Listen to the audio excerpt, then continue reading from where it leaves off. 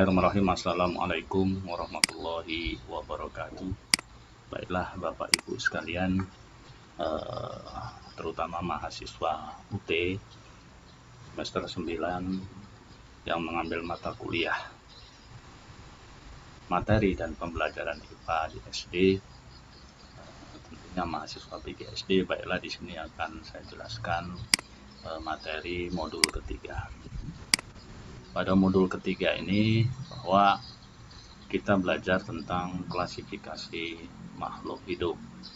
Nah, di modul ketiga ini kita ada dua pokok bahasan atau kegiatan belajar. Yang pertama klasifikasi, yang kedua adaptasi, tentunya makhluk hidup itu sendiri.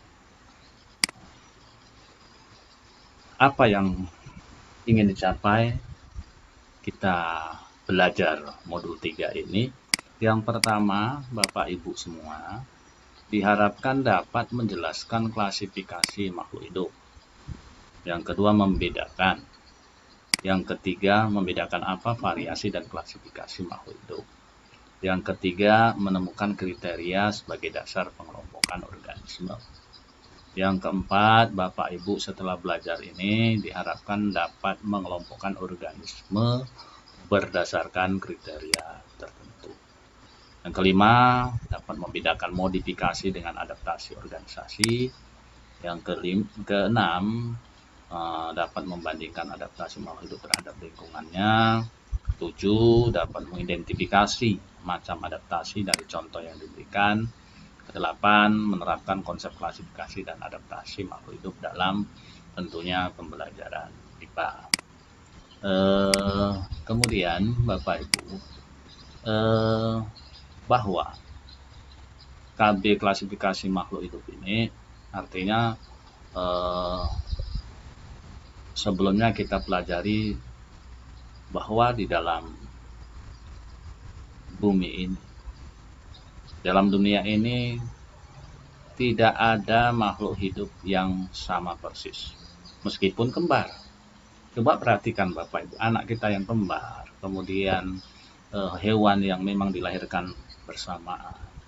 Anak kita yang kembar pun pasti ada salah satu karakteristiknya, salah satu ciri yang membedakannya. Artinya tidak ada makhluk hidup yang sama persis. Begitu banyaknya jenis makhluk hidup ini, maka itulah yang disebut keanekaragaman makhluk hidup. Berjuta-juta spesies, bahkan sekitar 500 juta spesies makhluk hidup itu ada di bumi ini. Artinya begitu banyaknya, sehingga perlu dipahami bahwa makhluk hidup itu memiliki keanekaragaman. Dari segi apa saja perbedaan ini, anekaragaman? Yang pertama bentuknya beda, ukurannya beda, strukturnya, penyusunnya beda, warnanya beda, fungsi organnya beda. Dari perbedaan inilah perlunya klasifikasi, yaitu penggolongan, sehingga ilmunya disebut taksonomi. Jadi apa tujuan dari klasifikasi ini? Yang pertama, untuk mendeskripsikan ciri-ciri makhluk hidup. Artinya apa? Bahwa makhluk hidup itu memiliki ciri-ciri tertentu sehingga bisa dideskripsikan. Ini tujuan dari klasifikasi yang pertama. Yang kedua, klasifikasi bertujuan untuk mengelompokkan makhluk hidup. Setelah tahu ciri-cirinya, perbedaan maupun persamaannya, maka dikelompokkan makhluk hidup itu. Nah, itu tujuan dari klasifikasi. Yang ketiga, bisa mengetahui hubungan kekerabatan antar makhluk hidup. Misalkan unggas ini berhubungan dengan apa, kerabatannya apa.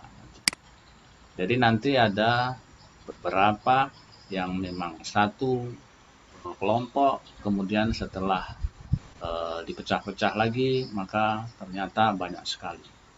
Nah, ini hubungan kekerabatan. Dan mempelajari evolusi makhluk hidup. Nah, itu empat fungsi dari atau 4 tujuan dari klasifikasi. Berikutnya, manfaatnya untuk apa? Supaya kita bisa lebih mudah dalam mempelajari organisme. Yang kedua, bisa melihat hubungan kekerabatan antar makhluk hidup.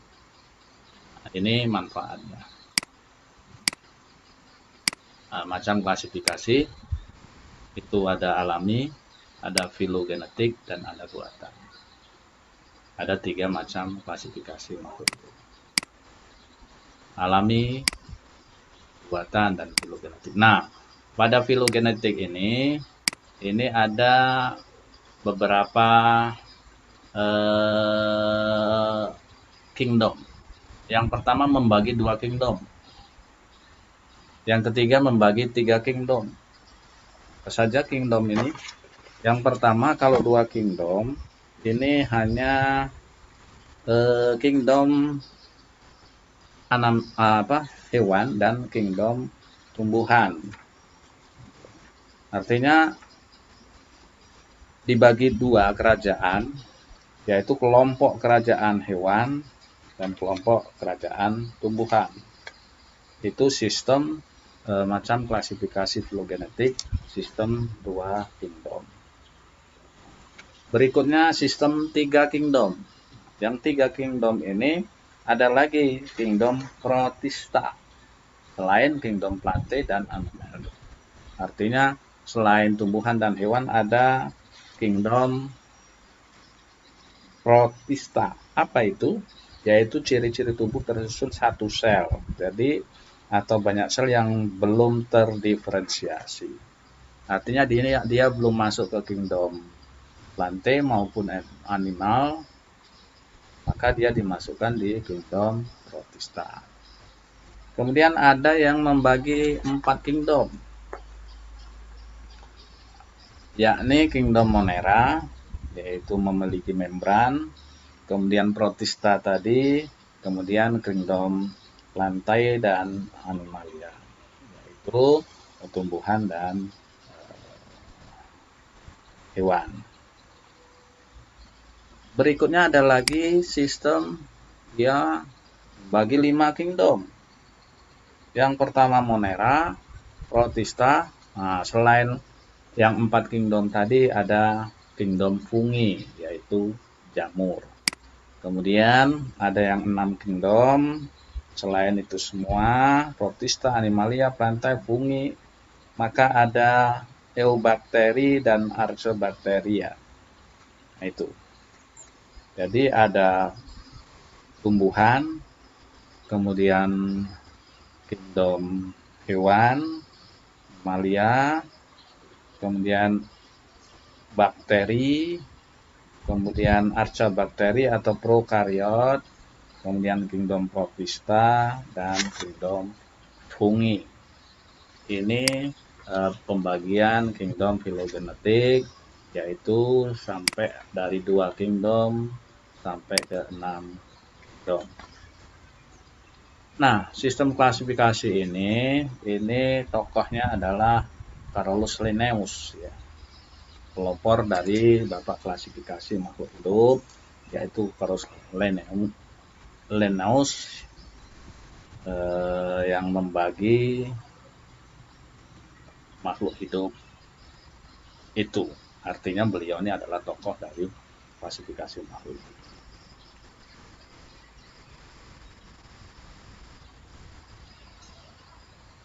Bagaimana cara mengelompokkan makhluk hidup? Yang pertama, mengelompokkan berdasarkan kesamaan cirinya. Yang kedua, mengenali ya kesamaan ciri luar dan dalam struktur tubuh makhluk hidup itu sendiri. Berikutnya, memberikan istilah dari persamaan ciri ini. Jadi itu 3 cara bagaimana mengelompokkan makhluk hidup. Mengenali kesamaan dan ciri dalam dan luar, kemudian mengelompokkannya dari kesamaan ciri itu, kemudian baru memberi istilah dari persamaan ciri itu. Nah, ini taksonominya, taksonomi Linnaeus ini yang pertama ada urutan pertama kingdom atau kerajaan. Urutan kedua untuk hewan filum, untuk tumbuhan divisi. Berikutnya adalah golongkan ke dalam kelas. Bahasa kita kelas, ordo bahasa kita bangsa, dan familia bahasa kita suku, genus itu marga, dan spesies bahasa kita jenis. Jadi inilah yang terakhir, bagaimana klasifikasi makhluk hidup sehingga bisa membedakan dan menemukan ciri-ciri dan memberikan istilah dari persembahan. Nah ini jadi spesies ya. Yang pertama kingdom, berurutan sampai ke spesies. Kadang dalam satu makhluk hidup biasanya di sini masih sama, tetapi ketika spesies ini baru beda. Nah, itu Bapak Ibu dan mahasiswa semua. Jadi ini kalau kita buat skema peta dari konsep ini, bahwa makhluk hidup ini terdiri dari dua kingdom. Ini menurut Linnaeus, kingdom dunia dan kingdom tumbuhan. Nah ini dunia tumbuhan dan dunia hewan ini, setelah itu baru dibagi divisi untuk tumbuhan, kalau untuk hewan filum.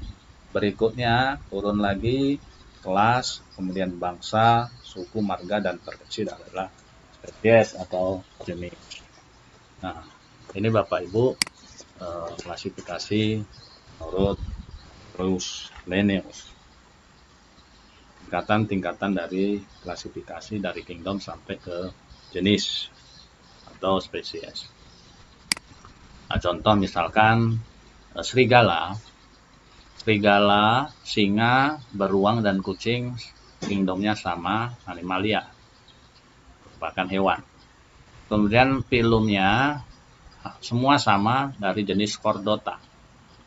Kemudian kelasnya serigala, singa, beruang maupun kucing sama, yaitu mamalia. Kemudian ordonya karnivora, makan daging.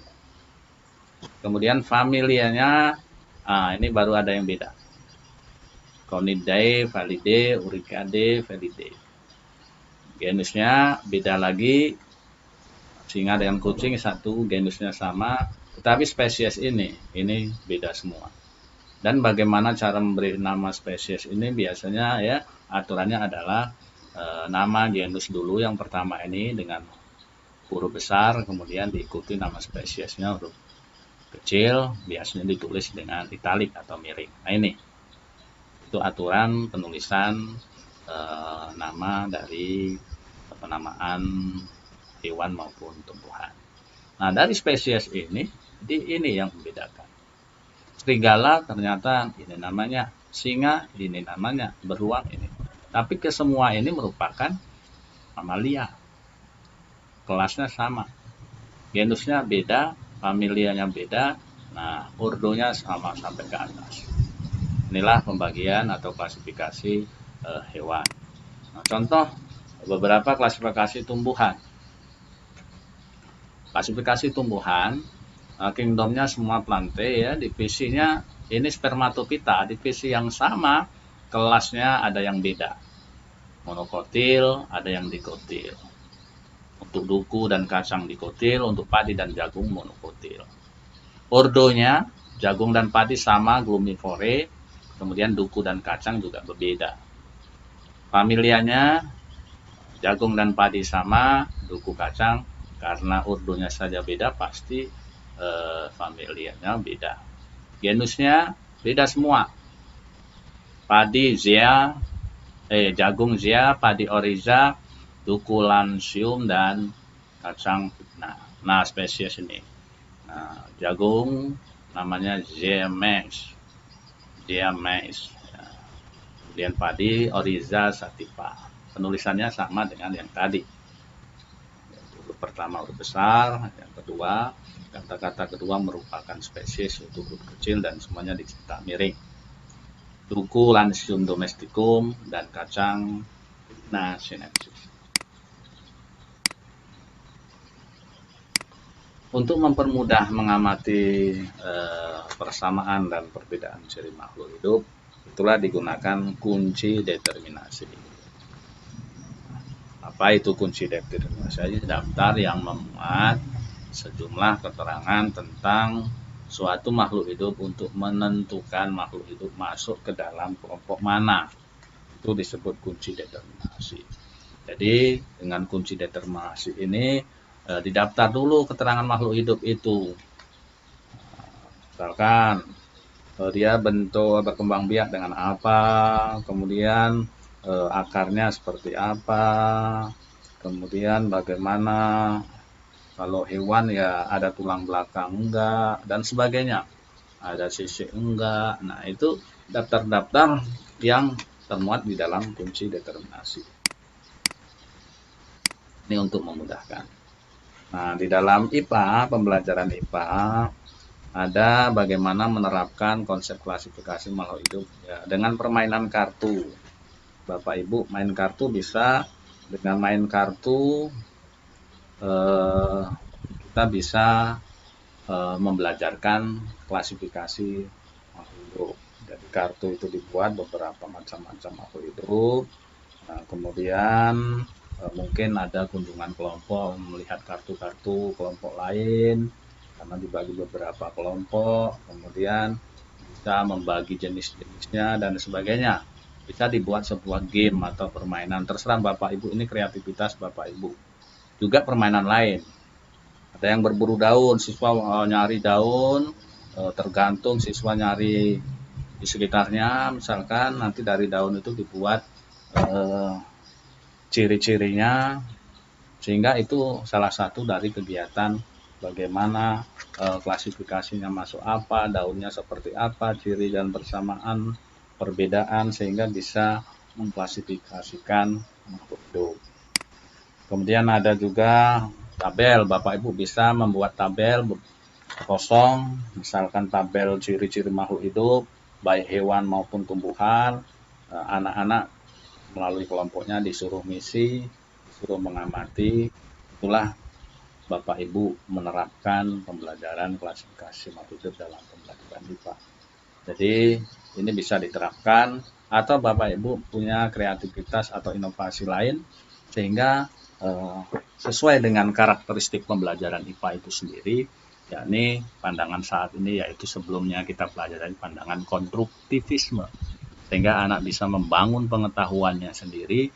Bapak Ibu menciptakan pembelajaran yang sedemikian rupa sehingga pembelajaran IPA itu bisa sesuai dengan hakikat IPA itu sendiri.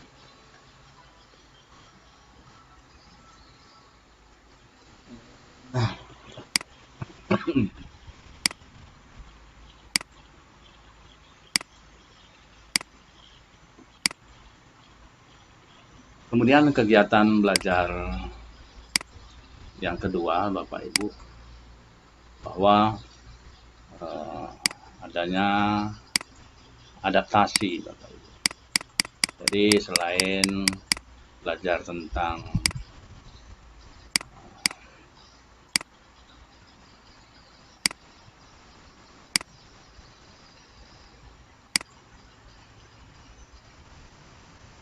klasifikasi makhluk hidup, kita belajar yang kedua adalah KB kedua adalah adaptasi makhluk hidup terhadap lingkungan. Bahwa Bapak Ibu, habitat atau lingkungan hidup, tempat hidup makhluk hidup itu biasanya mengalami perubahan. Sehingga agar makhluk hidup itu bisa bertahan, maka ada dua. Yang pertama, dia harus pindah karena ada perubahan habitat. Yang kedua, dia harus adaptasi supaya dia bisa survive atau bisa hidup, bertahan hidup. Apa itu adaptasi? Kemampuan organisme untuk menyelesaikan diri terhadap lingkungan tempat hidupnya yang memungkinkan tetap survive atau tetap hidup, bertahan hidup, dan berkembang biak di lingkungan alamnya. Jadi dia tidak pindah, tapi dia harus beradaptasi. Kalau dia tidak bisa beradaptasi, maka dia harus pindah. Kalau tidak pindah dan tidak bisa beradaptasi, maka suatu saat makhluk hidup itu akan punah. Inilah pentingnya adaptasi. Nah, adaptasi terdiri dari yang pertama morfologi, yang kedua fisiologi, yang ketiga tingkah laku. Apa itu morfologi? Kalau morfologi ini bahwa adaptasi yang didasarkan dari perubahan bentuk dan struktur organ tubuh. Contohnya misalkan bentuk paruhnya, kemudian bentuk kakinya, cakarnya misalkan bebek dengan ayam dan sebagainya itu beda. Bentuk mulutnya serangga misalkan. Kemudian tumbuhan juga ada, misalkan ada tumbuhan yang hidup di atas air, yang hidrofit, teratai, maka dia morfologinya atau struktur dan bentuk tubuhnya itu beda sebagai akibat dari dia beradaptasi. Kemudian yang kedua adalah adaptasi fisiologi. Apa itu adaptasi fisiologi?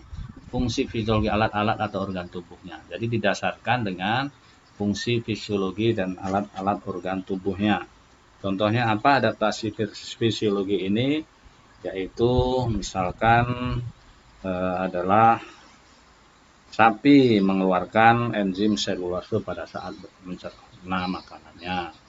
Kemudian manusia yang tinggal di daerah atau dataran tinggi, maka sel darah merahnya lebih banyak dibandingkan yang hidup di dataran rendah. Manusia mengeluarkan keringat ketika kepanasan, itu juga fisiologi. Kemudian retina mata kita, ada rangsangan cahaya, keluar air mata dan sebagainya, itu juga fisiologi. Bagaimana burung hantu, ketika malam dia penglihatan lebih tajam, ini juga fungsi alat-alat organ tubuhnya, itu mengalami adaptasi. Nah, dia cari makan yang malam, maka bagaimana agar dia bisa melihat mangsanya, maka dia harus beradaptasi. Kemudian adaptasi tingkah laku itu dia ditunjukkan. Adaptasi cara ini penyesuaian makhluk hidup terhadap lingkungannya tentunya melalui tingkah lakunya, perubahan tingkah lakunya. Itu bagaimana makhluk hidup bisa menyesuaikan diri dengan cara tingkah laku. Contohnya misalkan ikan paus, itu sesekali muncul di permukaan air, memberikan oksigen. Lumba-lumba juga, bunglon, ketika dia di sekitar hijau maka dia berubah hijau dan sebagainya. Nah, ini Bapak Ibu semua adalah karena adaptasi tingkah laku. Kemudian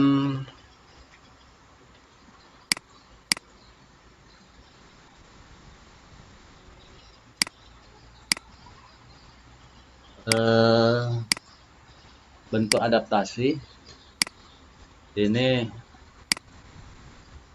sesuai dengan kondisi lingkungan. Kalau di darat itu dipengaruhi oleh atau faktor-faktor yang paling adalah keadaan tanahnya. Kemudian yang kedua, topografi daratannya. Bentuk adaptasi itu jadi dia daratan tinggi, dataran rendah, dataran tinggi itu beda karena topografi dari dataran itu, daratan itu sendiri ya. Kemudian suhu lingkungan. Di tempat yang suhu dingin seperti di kutub itu beda dengan di daerah tropis.